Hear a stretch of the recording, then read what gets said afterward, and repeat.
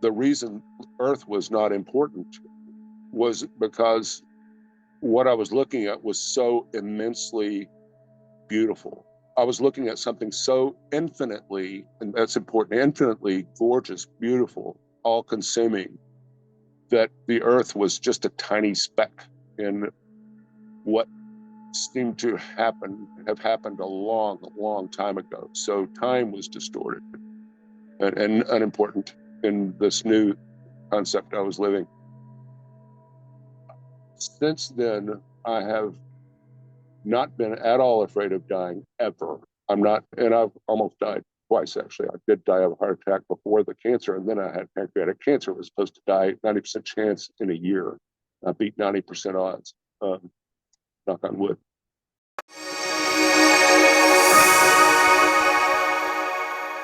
My guest today is Taylor Hawley, who had an NDE as a result of an ischemic stroke-like event. And I have interviewed a lot of people and listened to a lot of these NDEs, and they're all very unique in their own respects. But Taylor's is especially unique because of the way that he experienced how our energy affects the entire universe. So you're not going to want to miss how this will help you in your existing life right now, because Taylor's memories are as sharp as if they happened today. So, Taylor, welcome. Thank you so much for joining us today. Hey, Laurie. So, I want to start with what your life was like before you had this near-death experience. Um, I was a corporate guy, which worked for a big corporation and had a big chunk of the United States, traveled all the time. Major league corporate philosophy and ethos, and I was Republican, which let's not go there. But supply side Reaganomics kind of guy, graduate going to school, graduated from the University of Arkansas, all just sold on the whole thing, and pretty suburban, living the suburban dream to an extent, but then was pretty materialistic. I was just a different guy. I come from a pretty artistic background, and I was much more conservative and less artistic, or not feeding my art. So I was completely different than I am now. But we all have go through our things. But this changed me after I went through that. I got very sick, for one thing. It was part of being very sick, and that sort of introduced me to different priorities. Yeah, that makes a lot of sense. So, do you want to share your near-death experience in any way that you want to Yeah. share it? And I would love that when you get to the NDE part, you go into as much detail as you can remember about the energy part, because I think that it's so unique in the NDE experiences. And I just feel like this is really important for people who are listening. There's a lot more going on, I think, than most of us know.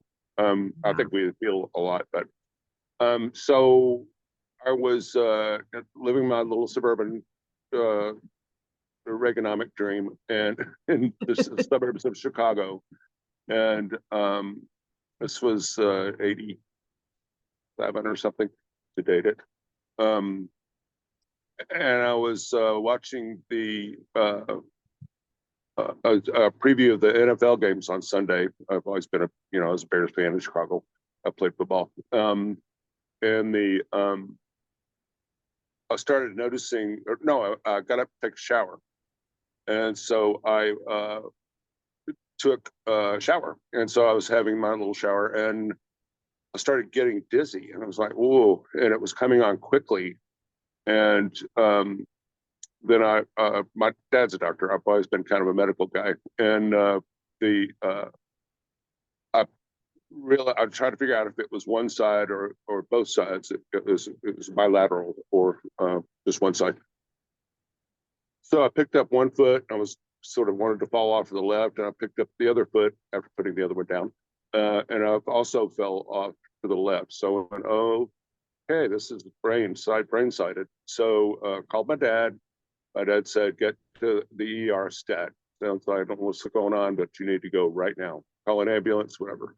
So I called my ex, who was halfway done with getting her hair done, and she came and got me. We went to the ER, and long story short, what the ER doc said, okay, stand up, try to walk, and I was completely falling off to the left. He was like, okay, so we're going to admit you right now. So I was admitted, and it got worse, slowly got worse at that point, and then I started getting sick to my stomach and very sedated feeling. And I asked the doctor if I was had been sedated. He said no. I called my dad. My dad said, next thing I knew, I was in the ICU. They put me in the ICU, and to wait for other systems to shut down. I had gone blind. I was, or just like could see only buzz. I could not pee. I was numb from the waist down to the right and the waist up to the left. I was absolutely no pain. I was perfectly lucid. The ER nurse and I carried on a conversation about homeschooling hours, it seemed. She was watching me. So they were just waiting to make sure no other systems should shut down. And so, yeah, it was a crazy thing. So I spent 2 days in ICU, 2 days in a private room, and got out and went home. I couldn't walk. I was without falling off to the left, so I basically stayed in bed for a few days, and then was really pretty affected for a couple of weeks. Had to stay off work. Blah, blah, blah. So,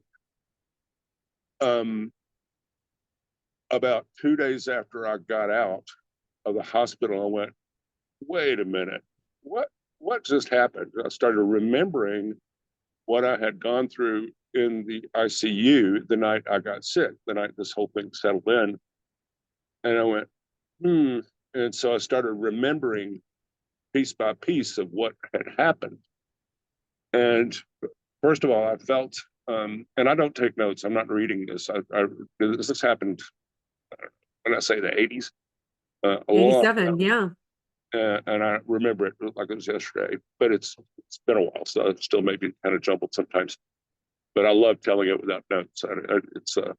I need to write it, but I like telling the story. So, because it helps me, I remember things, and it's very therapeutic to remind myself. So I remembered feeling better, feeling that it had stopped progressing, because I felt it progressing slowly. I had COVID a little while ago. You can feel COVID coming on. It's so fast that you can feel it. It was like that, but it wasn't COVID, obviously. But the I felt it stop.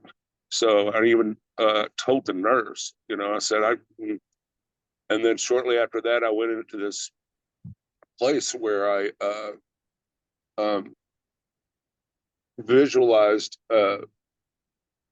my standing sort of on top of the earth. It was a weird thing. I was still on the earth and my size, but I was giant, and standing on top of the earth and looking out through what turned into a crevice that was like the gun turrets and old forts and the wars and tanks and stuff. You stick your gun through there, you look through your little slit that's a horizontal space about 6 inches wide, and so I could look through that, and that was like a hole in or a slit in the this earth, and I could look Hey, through that. Taylor. I was looking through this gun turret like horizontal slit, and I knew it was just a fact that it went from to the left and the right to infinity. That's what it was. I just knew that in thinking back about it, and sort of traveled back in that as I remembered it. I traveled back to that space, I guess. So looking through the slit, it was space. I could see the darkness of space and our space, and the I was curious, so I walked I began to walk, if you will, closer to the slit. And as I got closer to the horizontal thing, I felt myself start to come apart at what I then thought was a atomic level, like the atoms, not molecules, atoms in my body were beginning to expand equidistantly, perfectly equidistantly. This detail is insane. Where did I get this? I haven't seen any movies that are like that or whatever. And so the closer I got, the further apart I felt my atoms were becoming.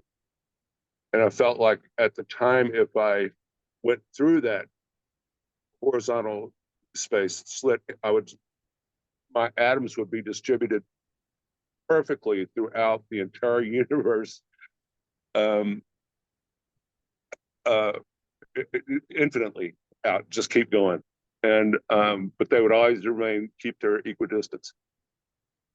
So I was like, okay, well, this is interesting. So I was, it scared me, or I was just, not ready to go. I guess I felt like I would die. My existence on this earth would die, and I would be in space.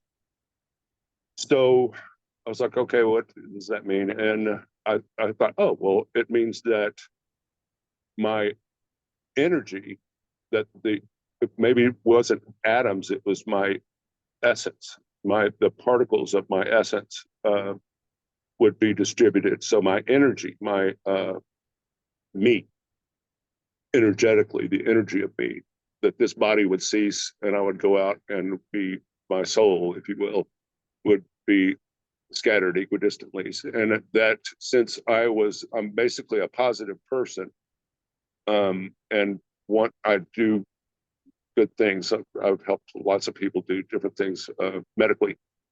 Since I was a good person, that my energy would be a positive influence on the universe. So each of my little packets of energy would be a positive influence on the universe. An example of a negative influence would be a Hitler, something. Not that I'm as big as that, but he was negatively, of course, negative energy. He distributed, and other evil people, especially lately, exert a negative influence on, or negative energy on the universe. So I deduced quickly that since that's why we need to be positive, and there's so many structures in our earth, like religion for one, and just golden rule and all kinds of different reasons. We try to be nice to each other, if you will, and to the earth, and that's why we need to represent out there, and that the more positive people there are, the more positive influence there'll be on the universe, and so the more positive the universe will be. And if it's let's say infinitely negative, then it's just, who knows what's going to happen. I don't even want to think, but it would be probably some version of hell, I guess, to put it in our terms. And that's another thing. Everything I'm describing is in earth terms, our earthen terms, earthers. And this is absolutely not describable. I'm doing my best, but it comes nowhere near it. So, okay, so flash from there, that sort of reality where I pulled back from the earth, and then I like skip. It's like I'm missing tape or something. All of a sudden, I was out in space, and I was traveling, and I was headed toward this giant orb. It was dark-ish, but it was beautiful color. It was sort of a gray, but dark. It wasn't like a sun, or it was like a planet, but enormous. And the closer I got, the bigger it got, of course.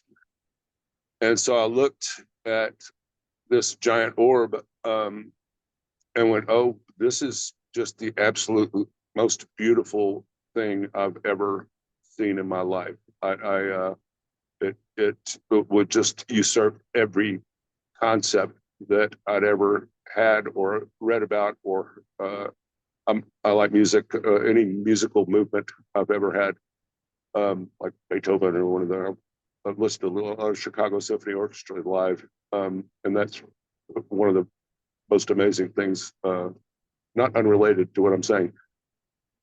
So I looked over my left shoulder. I was like, what's going on? Where am I? And I could see Earth really far away. And it was, in this beautiful planet, Earth, blue. And it was about the size of a handball, maybe bigger than a golf ball, smaller than a baseball. It was at that distance. And I just went, wow, that was just absolutely not important. That whole thing. My child at the time, my now ex wife, my little house in the suburbs, my little Chicago life where I was going downtown, and how amazing that was. That was absolutely not important. Nothing mattered. None of that mattered at all, because what I was looking at was infinitely, I want to say glorious. That sounds religious. It's probably what some people experience as a religious thing.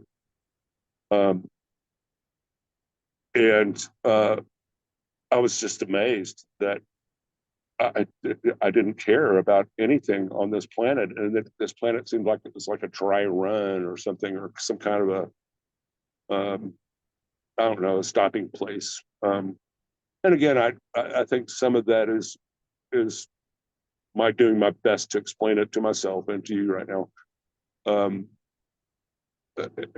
What I was going through. So and remember, this is days after I did this. I had this experience. I was remembering. So it's like, I don't know if you've ever had an accident where your body on purpose forgets an accident, because some accidents, because they're so gruesome, there's actually a chemical, I think, that does that. So that's what happened. So this is coming back to me days after I got out of the hospital. So I was like, okay, and I'm walking around, well, not walking, in bed, and getting up and crawling down walls to get better. And I was, by the way, out for 2 weeks before I could even go back to work with that thing. It turned out to be what they thought was a TIA. At the time, they didn't know about a trans-ischemic event, or didn't know what to call it, but it's now called a TIA. It's mini stroke. Is what they thought I had. They said at the time it was either a brain virus, which sounded science fictional, or my first experience with MS, multiple sclerosis. So that was when I was 30-ish, and I'm 68 now. So that's, I said, if that comes back, it'll be a while, and hopefully have passed that. Meanwhile, I survived pancreatic cancer, by the way. I'm on my 6th year of remission. Wow, So, yeah, congratulations. That's that's, quite the feat. That's well, amazing, Taylor. and that's a whole nother story. I saw God that time, the night after that surgery, but maybe that's another story. But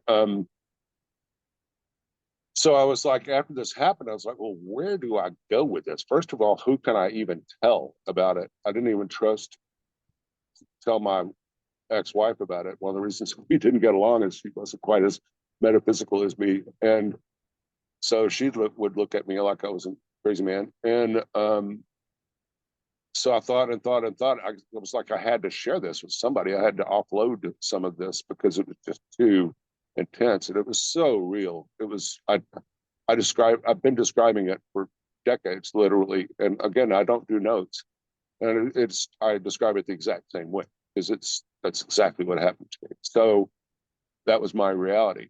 And some people would say, was that beta endorphins, or was that flashback of some sort, or whatever? I don't really care. That was my reality at the time. It still is, and it changed me.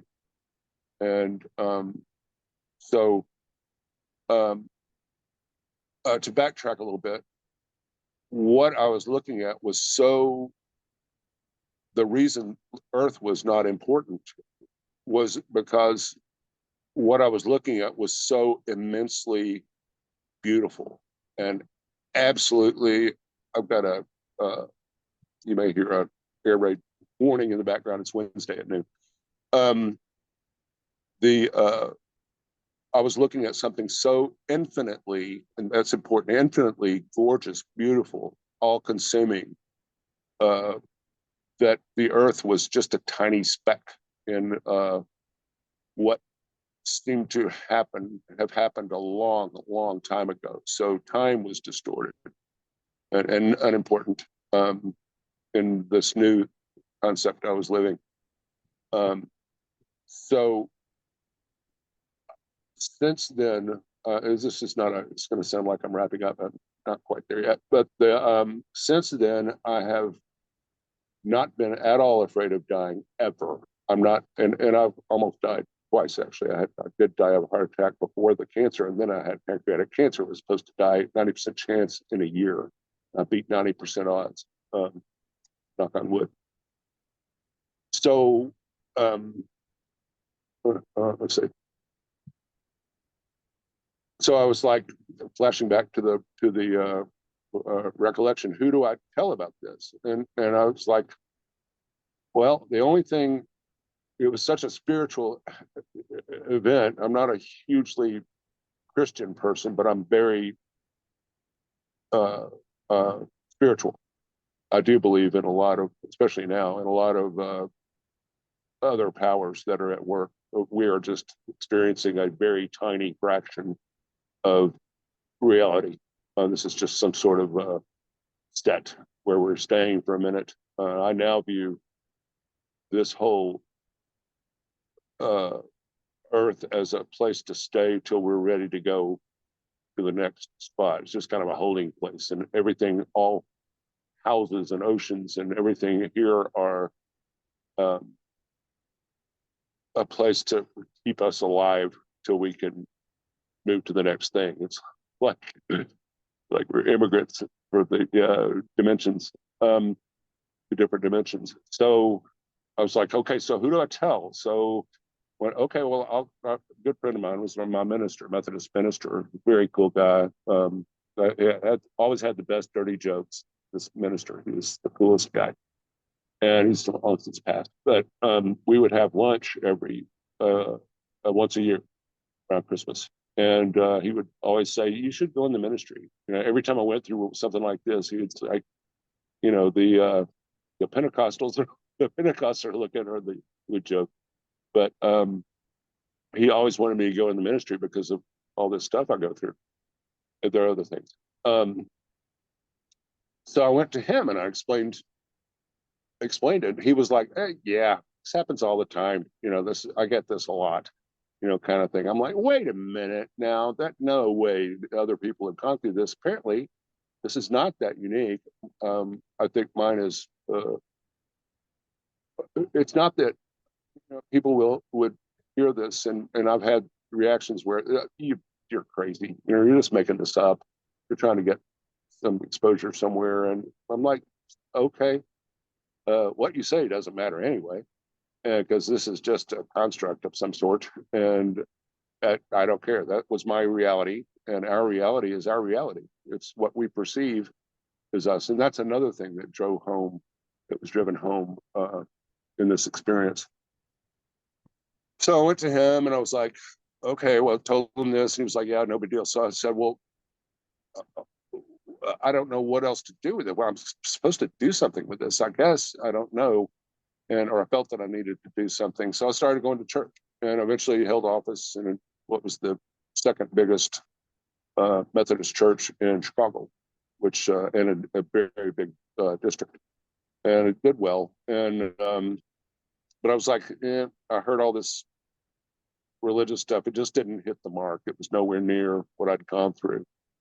And what my sort of deduction from that was that, religion is nothing against religion because it's wonderful. And I'm a very spiritual, religious person. I just I don't name a certain book that it's from.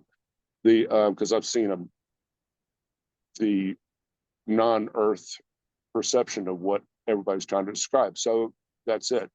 Religion is our way of trying to explain the infinitely unexplainable. There are no words I can't describe how beautiful. All I can say is infinitely beautiful. That's an open-ended, uh, never-ending description, if you will, because there's just no, I can't. There are not enough superlatives to explain what I went through because I have to use earth words. Wow. Taylor, I have so many questions from this NDE. And I think the place that I want to start is in the most unique aspect to me that I have never heard anybody talk about, which is where you saw your physical body, and I'm kind of using air quotes for that on the other side because it doesn't seem like it was a body the way that we have human bodies, but maybe it was, where you could see how every atom was going to equally disperse into the universe with equal distances. So I would love to have you help us understand a little bit more about that, because you've had a lot of time to think about this. Is this a matrix? Is this a simulation? Were you seeing kind of behind the curtain of the makeup of what this truly is on an energy level? What do you think it was?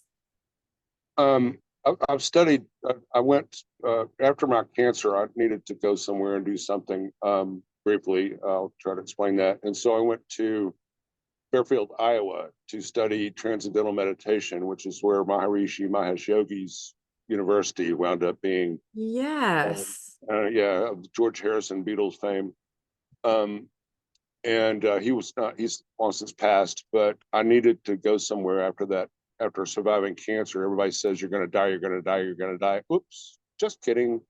So that whiplash carried me into part of this journey was just understanding what the hell just happened and where I was. And I was such a different spiritual place. And I was just like having a spiritual stroke of sorts that everything was firing at once. And I was like, what do I do? What do I do? And I was working at a federal government job, probably the worst place you could be working with thinking this far outside the box. But anyway, so I, yes, have looked at different descriptions and actually some of the experiences, meditation experiences, because if you do it right, you go out into a different place when you're meditating. And TM does that, Zen does that. Is there's no certain brand. It all works if it works for you. But the I've had close experiences to what I experienced when I had that thing, nowhere near as much, but knocking on that door. And they talk about the one, and there are different concepts of this, but it's the spiritual. I call it the grand whoopee. The grand what? Whoopee, like the blanket Okay. that kids Okay. have. So it's this sort of comforter of energy of the universe, of everything. We're all made of the same stuff. So it's this energetic, spiritual, again, earth words, it's indescribable, but it's this fabric. And it's almost like you're part of it, and we're all part of it. Everything's part of it, everything, including the universe.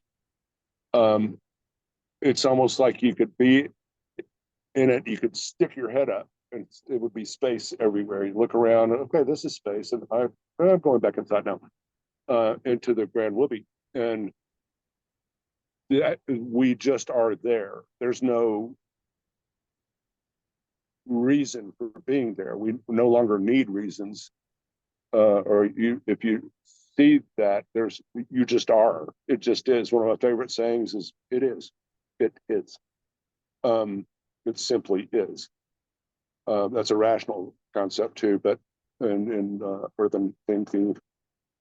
So that is we all have energy, and to continue sort of the dispersion of atoms, if you will. And I now think that the atoms are more components of our essence, our spirit, our energy.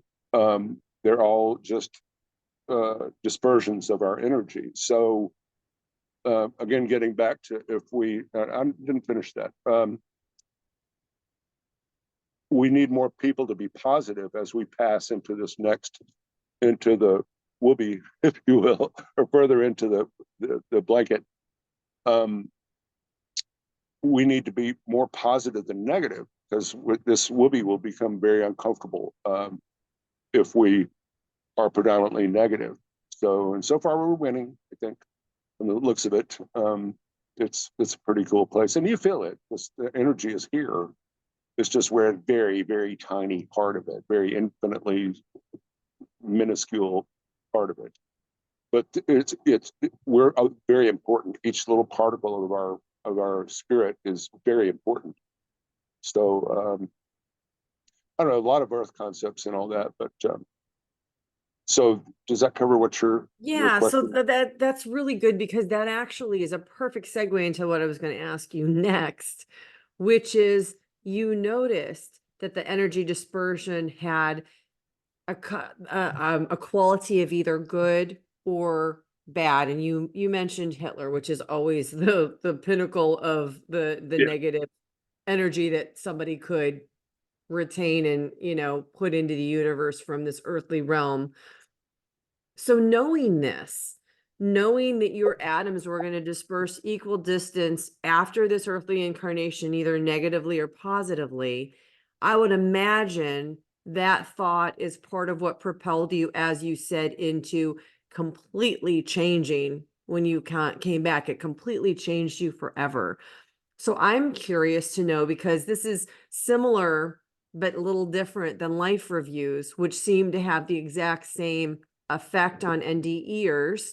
They come back, completely change their lives because of this information that they have gleaned on the other side that they know to be absolute truth. So how did you change how you navigated in this world from the standpoint of what you called yourself as a good person versus somebody that you would perceive to be a bad person? Well, I dropped all the materialistic stuff, all of that. So I look at pictures back and when on my corporate days at that time, I had like a weird mustache and wore dark suits and white Didn't shirts. everybody in the 80s? Yeah, it's like a Gordon Gecko-ish kind of stuff.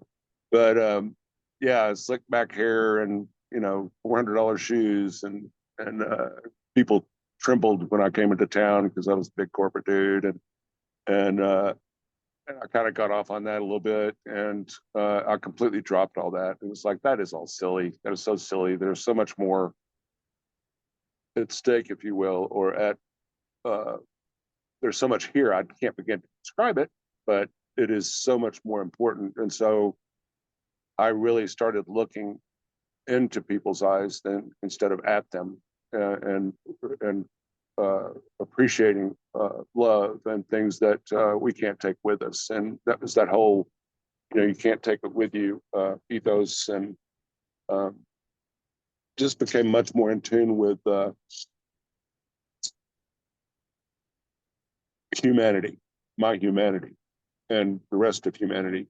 And then I eventually got out. I was no longer happy with sort of the corporate. I was at sales, outside sales, and inside sales of hardwood flooring, which is I'm published, nationally published in the hardwood flooring business, but that just didn't do it for me anymore. So I went into a more decided to go into helping people. I come from my dad was a doctor, my uncle was a doctor, my cousin was a doctor. My sister is in a helping profession, and so do no harm is like ingrained in me at a genetic level. And I was like, okay, well, I need to do that then. So I went into medicine and became a certified nursing assistant, and started sort of down that road. And I actually wanted to get into the business side of medicine, and because of my business experience and bachelor's degree in business. And I started with the CNA part because that's the biggest demand. It's hard to get into those other jobs, the administrative ones, because people have to die for you to get up on those jobs. But kidding. But so I began to help people, and become immensely more satisfied. I would have looked at the pay for a CNA because I was making pretty big bucks when I was corporate and in the sales job, and I would have scoffed at that sort of money. And I was like, money became much less important, and I was pretty comfortable anyway from the work I'd done before, but so I could afford to be that way. But it just Taylor, no you're longer. handy. So because that's an important turn, turning from money orientation and materialism to complete spiritualism, but not religious spiritualism. Just I still have problems and bills to pay and everything else. It wasn't hunky dory and Shangri-La, but I was much more spiritually at rest by helping folks, and that's part of my personality. Not everybody has that thing, but I recognized that, and since then, up until 5 years ago or so, I had this wonderful friend I met in Fairfield, who's also there for the spirituality.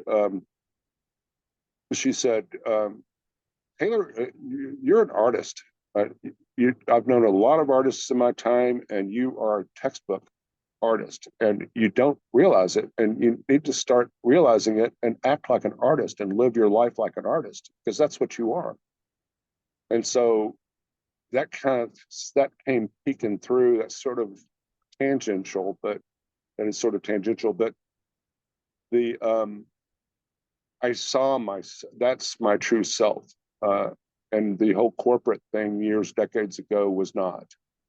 Everything happens in our life for a reason, I believe, because my father used to say, who's a rational thinker, psychiatrist, all things are as they should be because all prerequisites have been met. So everything is as it should be. Wow, I love and that. I know, and it lines right up with what I was doing. Everything is. We can control the micro of our lives, but not the macro. Yeah. And Yeah. and to some extent, we can control the micro. And so I just began to let things happen.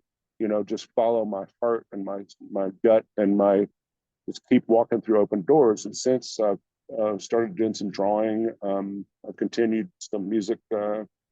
Piano and music work that I'm doing, I see the world completely differently now. Yeah, And it's you mentioned when we were talking before, will you explain to people how you see it differently since you had that experience in Iowa? um,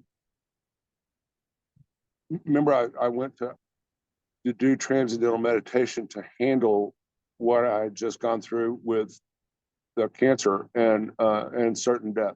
Everybody said you're going to die. So I went to Iowa looking for some way to deal with this spiritually, mentally, physically, in every way, to just meditate. And which everybody's meditation and mind awareness is a big thing now. I was there back then, and it just followed my gut. It said go to Iowa, and so I did. So that's where I also ran into this grand whoopee thing, the big comforter of the universe, that we're all one entity, we're all the same stuff, and spiritually, not just potassium and sodium and carbon and all that, but we're all spiritually in the same place, and it's much bigger and much more all-consuming than we can even imagine.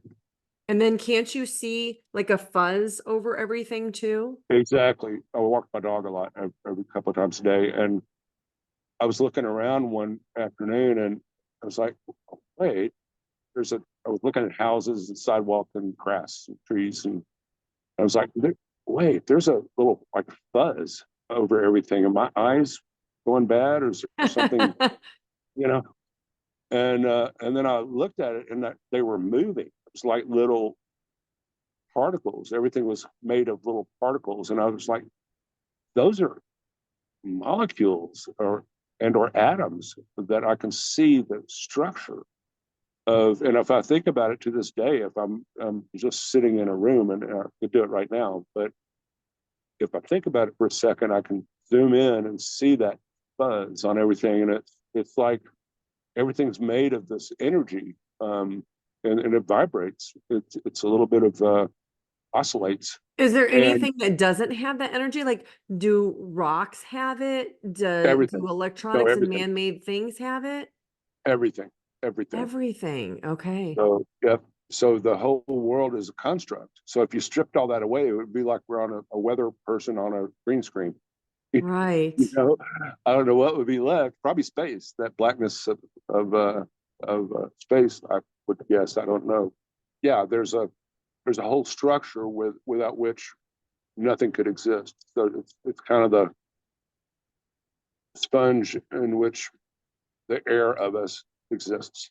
So it's like a big sponge. You mentioned that you feel that Earth is a holding place. Like it's a place that we go before we go into the great whoopee where we become everything. And you've had a chance to kind of analyze and think about this a little bit more. Do you want to expand and elaborate a little bit more about that thought? Well, yeah, but I'm not sure why we're here. I don't know. You know that it feels like purgatory. You know, especially lately. Uh, but yeah, it's some kind of a launch pad or a ante room, or that place where astronauts go, where they suit up and get ready to go to space, or uh, I almost, and I can only insert these assumptions or these thoughts. I'm not sure. Again, I feel like there's much bigger stuff, and we have no control over it. So all we can do is try to explain it, and we have to use earthen words, which are entirely inadequate. But the I get the feeling that we're here to learn and sort of get the tumble down the stream and get the edges worn off and polished before we're ready for the next It's a iteration. great analogy. Mhm. Before we can even appreciate it. I don't really understand any of it. It's just, again, just what happened to me. That's it just simply happened.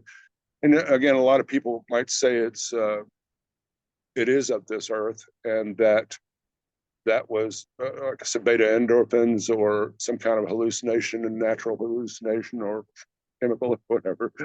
Um, and for all I know, I could be sitting on some alien's butt and you know far away in some other reality. But this is all a construct for us. But anyway, so I got the feeling that yeah, we're here to. It's like a boot camp for the next uh, life or iteration, and again, that's my earthly view on things. So this could all be a silly lack of description of what actually happened. I mean, it's just, you could just go on and on and on into it because it's infinite. That's the whole point. And it just is. There's no real reason, if you will. There's no logical thing. There's no thought process that explains it. It just is. Yeah. And that lines up with some other uh, beliefs in our world. Well, I think I want to give you a little bit of a confirmation because when people say, oh, this is endorphins or your brain firing with this experience, I'll share real quickly that on my last experience on the other side, I had something similar to what you experienced about seeing the earth from a different perspective. I was It was like light years away from where the earth was. And when I looked at it, Mm, the earth was like way, I'm going to use the word down. It's not an adequate word, but it was like it was down and away. But again, not adequate words. And it was small, the way that you were talking about it, like it was just a small ball. And when I put my attention on it, I wasn't me, I wasn't my spirit, I wasn't my soul. I was the entire collective. There was nothing very good. outside of what I was. And as I saw the earth, It was just like oh yeah, that's there. And I'll tell you what it seemed like, which is going to sound ridiculous, but I'll say it anyway. It felt like as if I were to take this piece of paper, right? This piece of paper right here, and I was going to use a marker and make some marks on it and cut it up and create a little game that would entertain myself for 30 minutes. Like the simplicity of something to just entertain myself with. That's what the earth felt like from the perspective of the collective. Because to your point, if we're dealing with infinity and you're looking at a line of infinity, I guess it's kind of like looking at your entire life and you live, let's say you live 80 years and you look at all those hundreds and thousands of days you lived, it'd be like plucking out one of those and making that like the most important thing.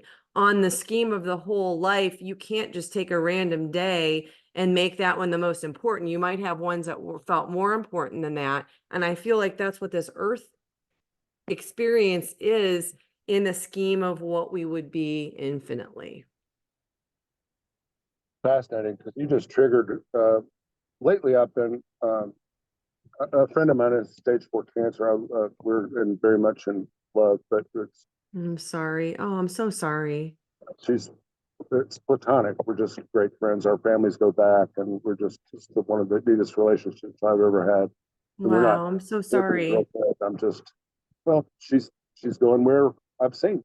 Yeah, You know, she I, is. I keep trying to explain to her is first of all, you're not dying yet, and second of all, I am living proof that statistics can be wrong, badly wrong. And third of all, if you do go, it is a beautiful place. It was such a relief to learn that there's so much more than here. You know, Yeah. this is kind of a silly, especially lately, silly, just a bunch of silliness and meanness and hate, and also a lot of love and everything else. But it was such a relief to. This is a tough place to live, and so it was nice to see that there was another thing. But lately, I've been thinking about well, okay, I've been thinking about death a lot. That's not bad. It's a fascinating topic, just seemingly negative to a lot of people, not to me. But the where I've got so many experiences, silly little things, millions of things. Like my grandfather taught me righty tighty, lefty loosey, how to undo and do I love that. Me too with screwing things, except for not for propane, but whatever. Okay.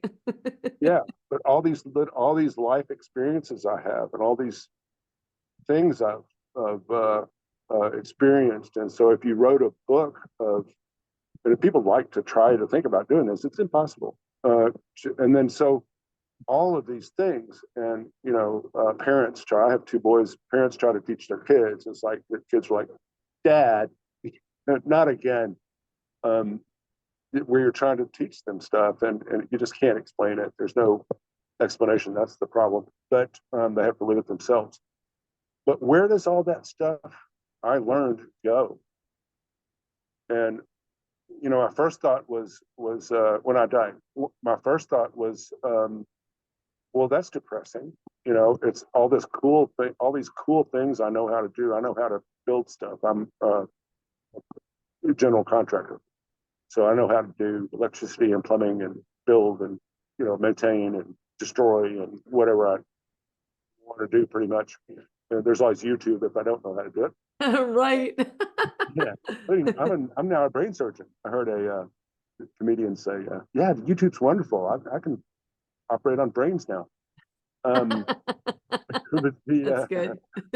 the that's not without metaphor, either of what we're talking about. Anyway, yeah, the universally YouTube.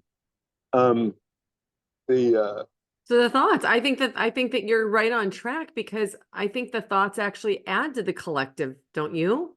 Yes, that's where I was going, and where my essence and all of my collective knowledge and really what that amounts to is nothing but what it adds up to is the positive things of my energy, and one of those is an insatiable appetite for learning. I'm 68, and when I was in first grade, 6 years old, teacher said to my mother, had a hard time reading at first, and in the first grade, and the teacher was talking to my mom about this, and she said one good thing that he does is he never ever doesn't look up a word. If he doesn't know what it means or how to spell it, he looks it up. And we had a big dictionary in the classroom. I remember that dictionary, unabridged giant dictionary. I loved it.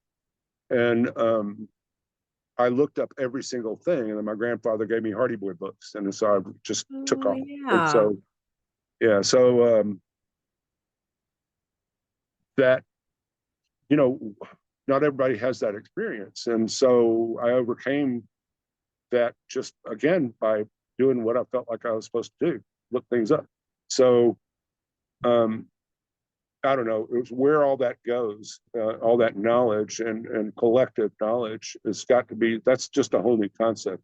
Now I do want to write a book about it. Yeah. There you go.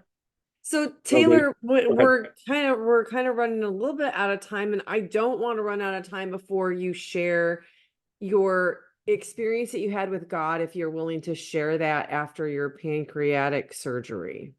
Okay. So I had stage 2B pancreatic cancer. So that's 90% chance of dying in the first year or less. And my mother died of pancreatic cancer. She was stage 4. And I've met hundreds of people who at least know somebody that's been through cancer. I've not yet met anybody that lived through it, pancreatic cancer. So it's pretty unusual. I'll second that one. Yeah, the night after the surgery, again, the surgery was brutal. And after the surgery, I just was, you see, I could reference a lot of movies, but they're way older than most people probably listen to this. But it was like having a stroke, spiritually and physically. Everything was, when I woke up, I was just absolutely like not of this earth. Everything was firing at once, all my neurons, and it was like I was being continually shocked with a lightning bolt or something. So completely disorganized. My brain was not functioning. I just remember literally like being plugged into electricity and having a sustained electrocution without killing me. That's all. So I was doing this, and I was doing Dilaudid and heroin class narcotic, and morphine, of course, like a 12-ounce Coca-Cola, and just whipped. And none of that was even close to effective.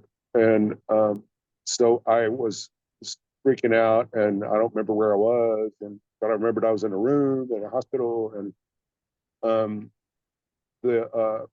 all of a sudden I went to this out of body thing where I could look down upon me. So I separated, went out from myself, and was looking down at me, and I was stark naked. I was knelt down like you see a lot of athletes, they'll kneel down and pray, sort of, or put their head down in sort of a meditational kind of thing. And I was doing that. And then I went from looking down at myself to back into myself. So here I am. And that's how I just completely don't consider I'm on Earth right now, as I'm talking about this stuff. But so I went from outside my body back into my body, and I just looked up just a little bit from my head being bowed, and I could see a giant foot, and sticking out from under a robe, a brown, almost burlap textured robe, but soft. I could just tell by looking at it. And it was this enormous foot. And I realized it was God's foot. I was looking at God. He was standing sort of on a box of some sort. He was standing a little higher. It's a little bit like a scene out of a Star Wars movie, which I could have been influenced by. But anyway, I saw that foot, and I dared not look up and I don't have this fear of God thing religiously at all, but I did then. It was like I wasn't worthy to see his face. So I could only look at his foot. And he has big feet, by the way. But I could only look at this foot, and that was enough. I couldn't. I was sort of afraid I might die of the rapture or something um, if I looked any further at his face. And so I remember these words; they are exact words, and I've never written them down. But he said, and I was I was short circuiting. My entire body was short circuiting. I was full of pain, full of narcotics. It's absolutely just out there. It's some limbo. And he said, and it was a he, and it was a Christian God, which I wondered if I would have been Muslim, if I'd have seen God. That's an entirely different story. But he said, I can't do anything about your pain because it is of this earth, but I am and always will be with you. And I'm doing it now. I completely relax. Chills are going up my spine right now. I completely just chilled and just went, oh, okay.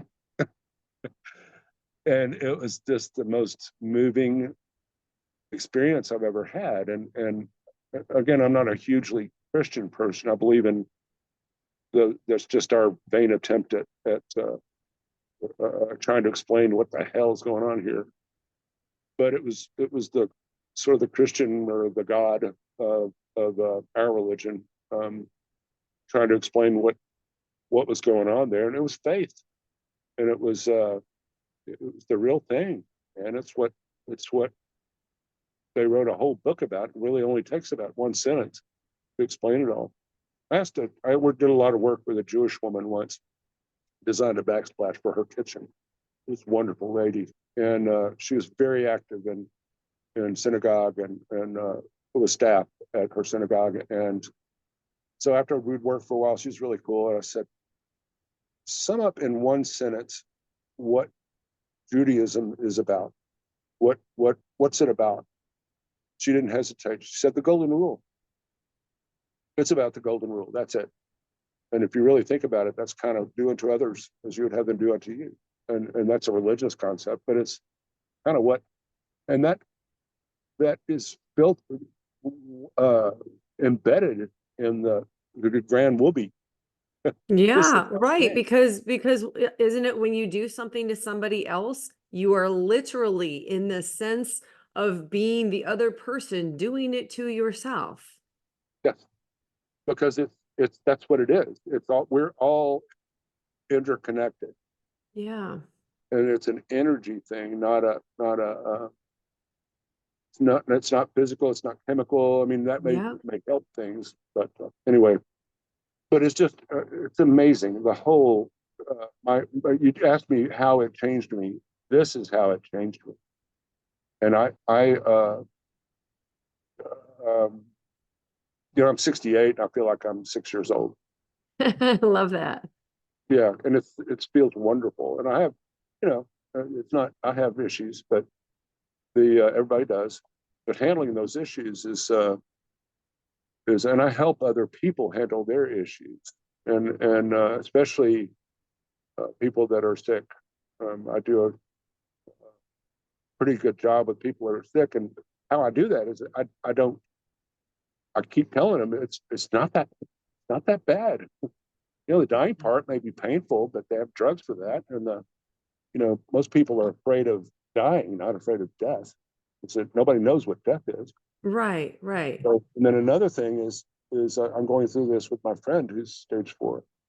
I mean, in reality, she's probably got about 7 years at least. And that's a lot of time in cancer research these days. True, true. Very close. And I keep telling her that she just won't hear it. But even with my odds of dying, 90%, I was like, I took that 10% and ran.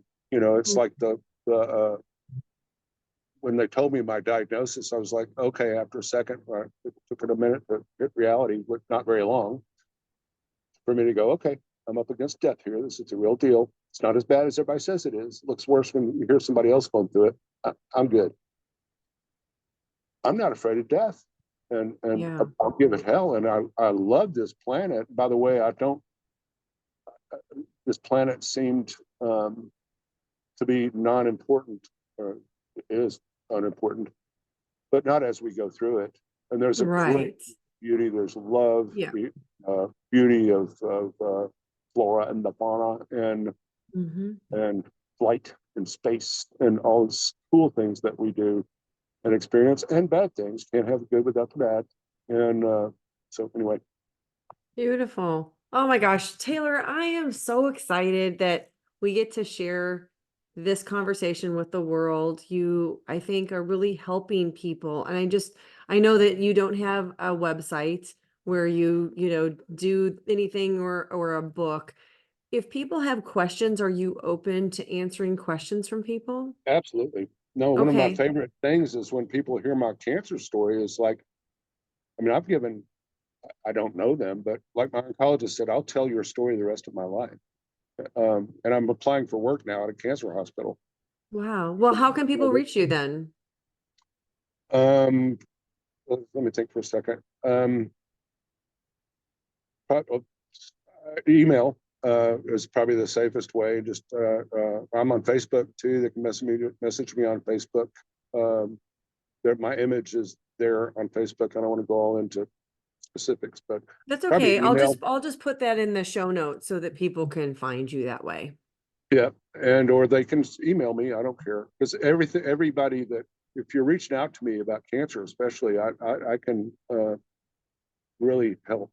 Unless you're just not open to that, and I don't think you'd be reaching out to me if you're not open. Right. So Well, anyway, that's it's wonderful. So, I'm Taylor, I glad. want to thank you. I want to thank you so much. This information is so important, and you are helping so many people to understand how important it is that their energy goes into the universe in a way that serves us all. And so I want to thank you for what you are personally doing to help wake up the collective consciousness, because we all know it is so needed right now. Yeah, it's we got to influence the universe in that positive way. Keep spinning it positive, and even the negativity is probably there for a reason. It's got to be there for a reason. It's, you have to celebrate even the worst of us sometimes, because that teaches us how not to do it again, hopefully. Yes, So so thank you so anyway, much. and And appreciate you're doing yeah, what you're doing. It's aw. amazing. You're holding down. You're busy, such a busy, but things we've talked about, where you're living and all that cool stuff. That's amazing. And thank you everybody for watching. Next up, check out this playlist of other NDE interviews. Please like and subscribe. It really helps this channel to grow so I can bring you more content. Thank you for watching. I'm so glad you're here.